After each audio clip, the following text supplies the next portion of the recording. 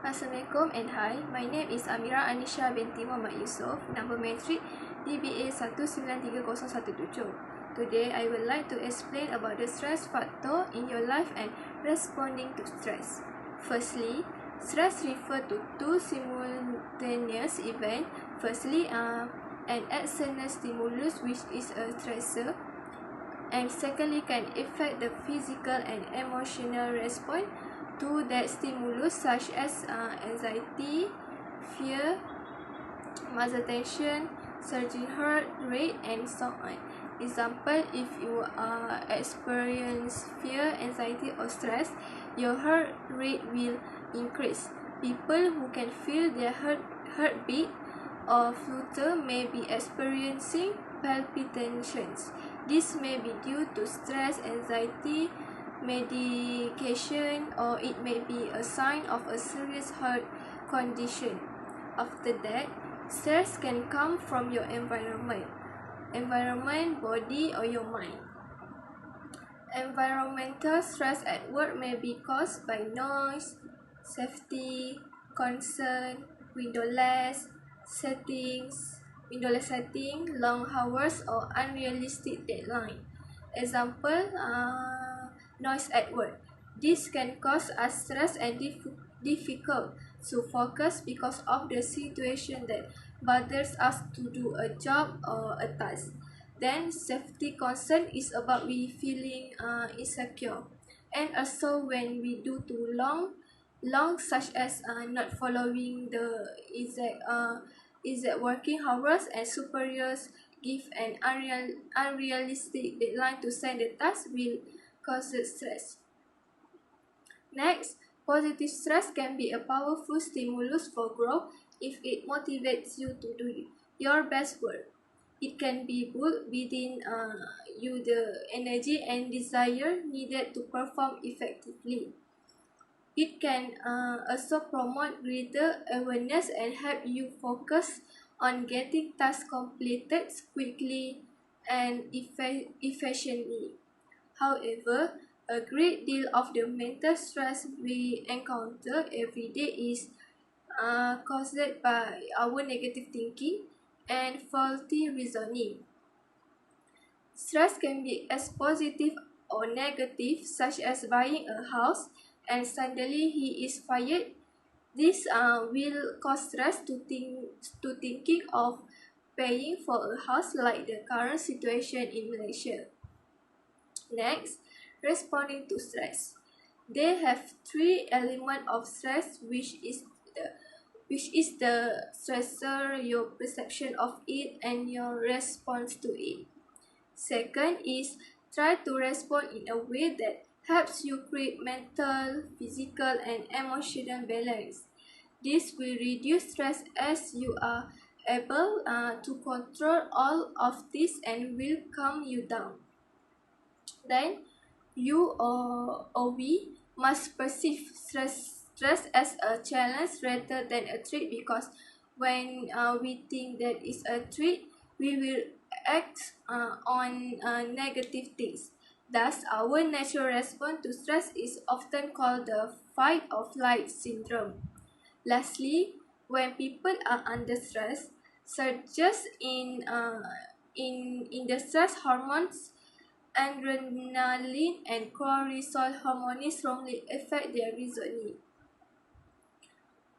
Then, when demands become too great for us to handle, soaring cortisol level and an increase in adrenaline can paralyze our mind critical abilities such as critical thinking, planning, and creativity, and greatly diminish it. So, in this topic, tell that situation where around us will make us feel very depressed and feel insecure. We should know how to reduce the pressure on us. So, that's all from me. Hi, Assalamualaikum. My name is Saida. My metric number is DMS191013. Today I will talk about major cause of stress. First is work or life balance. Many surveys indicate that work-life balance is the most important employment benefit. Economic downturn forces many workers to defer efforts to strike a better work-life balance. Second is long hour or irregular schedules. For example of irregular schedules is we never close economy. Next is evening shift, rotating shift, 12-hour workdays, and weekend work often and stress to workers' life. Next is staff reduction means larger workloads and fewer people. Number 3 is change, which is evolving workplace means accommodating to change, doing job faster, mastering advanced technology, taking on new work assignment. The pace of change is not likely to slow down. Surrendering to change demands a higher level of adaptability to our ever-changing workplace. Number 4 is multitasking. Communication technology creates many distractions and interruptions 24/7. And although multitasking can be stressful, we must find ways to embrace it. Next point is noise pollution. Unwanted sounds such as the roar of traffic or your neighbor loud music or the loud voice of the person who accompanies the vehicle nearby can increase your stress level without your conscious awareness. The uncontrollability of noise not instantly that is the greatest irritant. Research indicates that noise affects people more than any other work area pollution. Number 6 is incompetent leader. Stress may arise when incompetent leader fail to recognize employee ideas and concerns, withhold information from employers, fail to clarify roles and responsibility, set unreasonable deadlines, and then blame employer for not meeting them. Number 7 is work and family transition. Transitions are inevitable, forcing one to give up of something and face a change. Example, marriage, divorce, birth, and death. Lastly, number 8 is rumination. Replaying an incident over and over in our mind. The recurring instruction of thought about negative events can result in loss of concentration, loss of sleep, and feeling of depression. Assalamualaikum. My name is Cik Nur Aliya Adriana binti Cik Rozlan. Matric number DBA 191013. My part is warning signal of too much stress. In this topic, we have 3 symptoms of stress. First, physical, second, emotional, and last, relational. In physical, we have 5 points. First, sleep disturbances. Second, tension or migraine headaches. Third, skin problem. Fourth, sweat palm or hand. And last, hair loss. The second symptom of stress is emotional. In emotional, we have 6 points. Number 1 is depression and moodiness.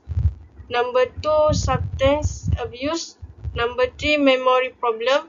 Number 4, lack of concentration. Number 5, nervousness and anxiety. And last, irritability and frustration. Emotional can happen when you stress.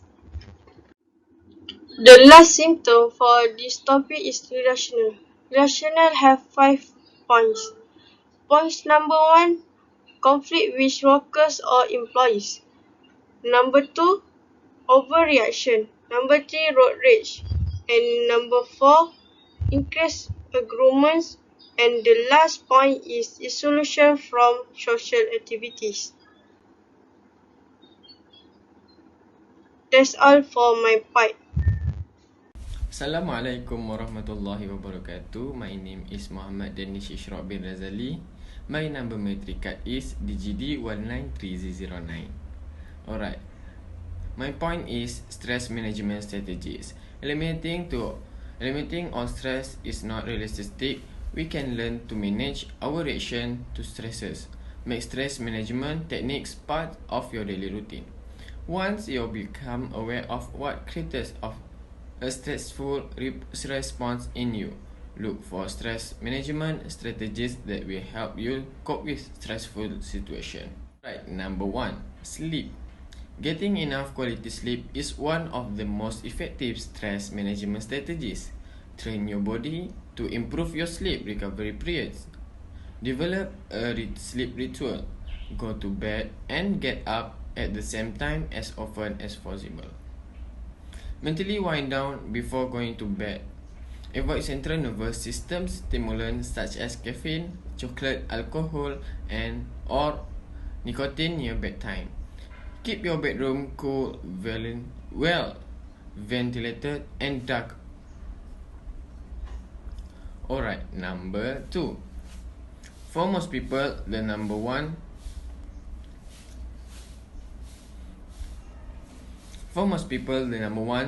treatment for stress and tension, even moderate increases in heart rate, can stimulate endorphin release.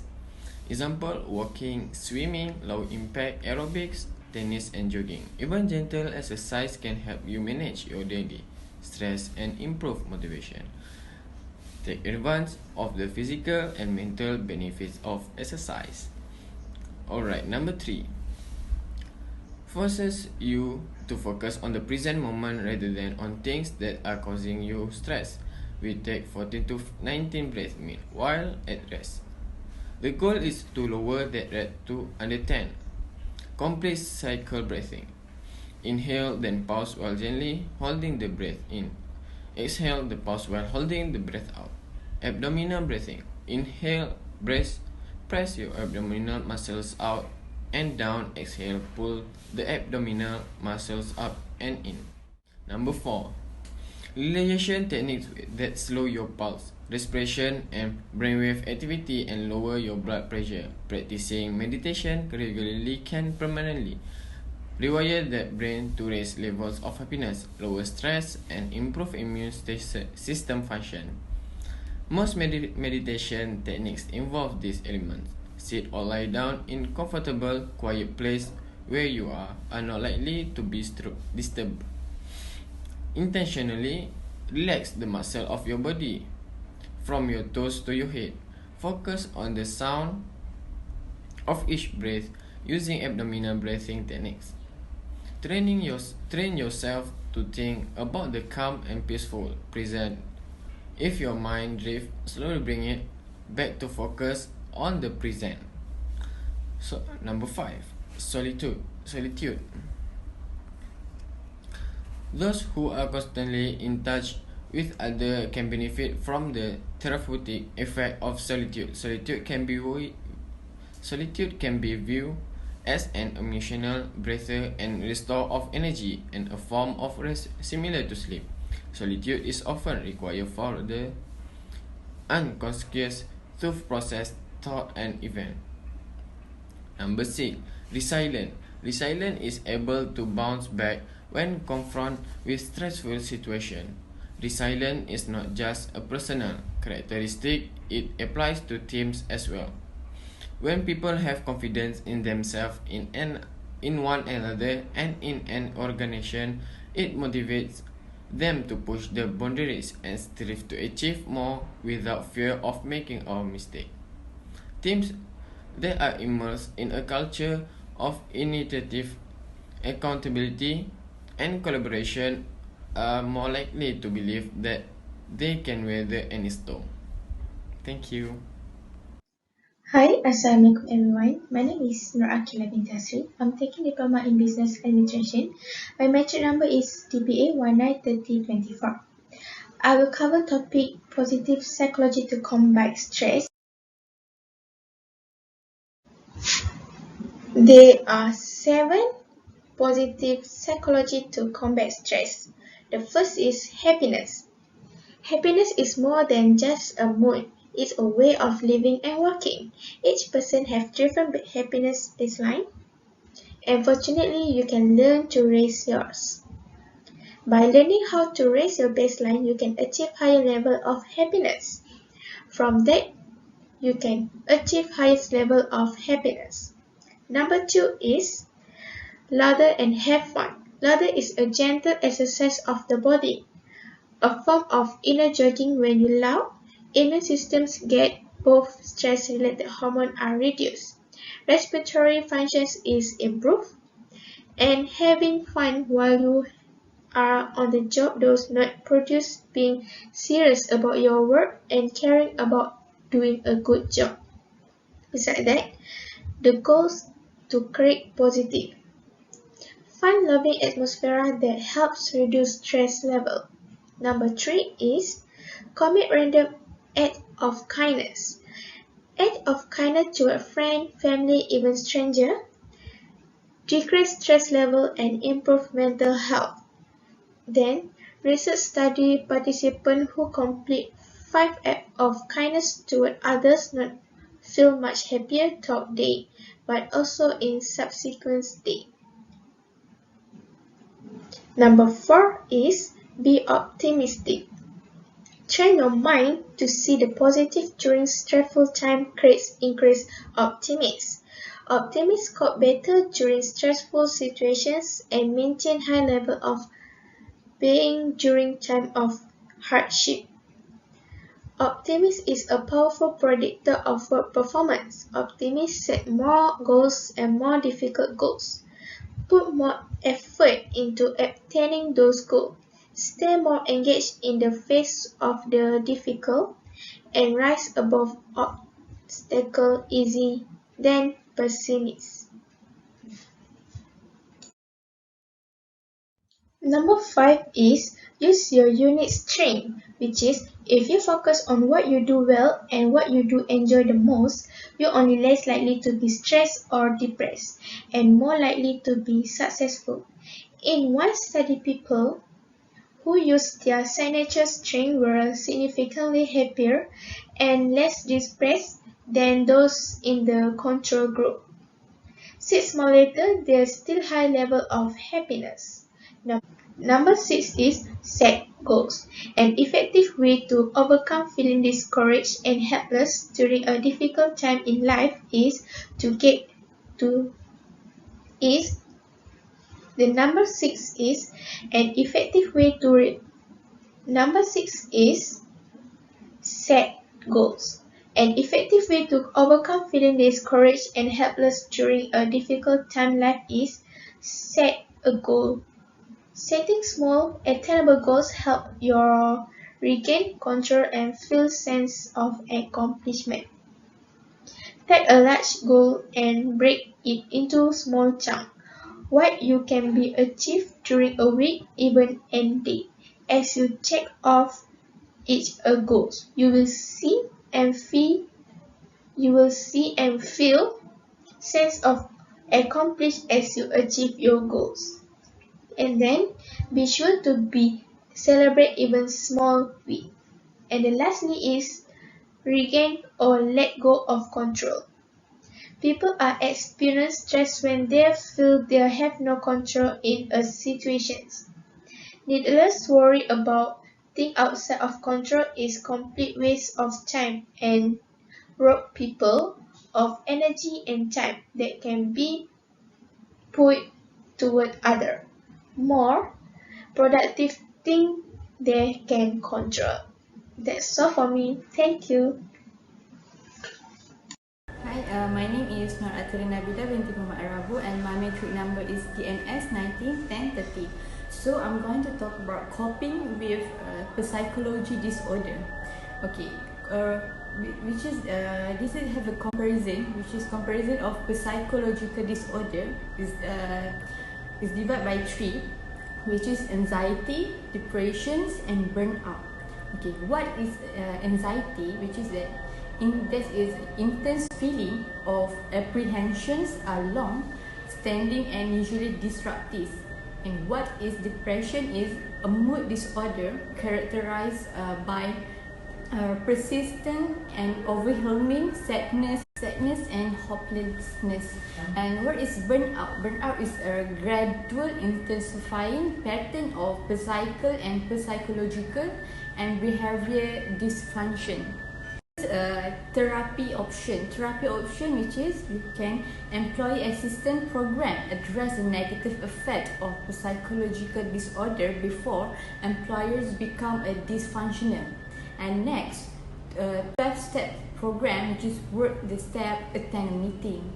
And next, the last one is rep based on counseling is growing, no guarantee of legitimacy or confidentiality. So that's all for a copy.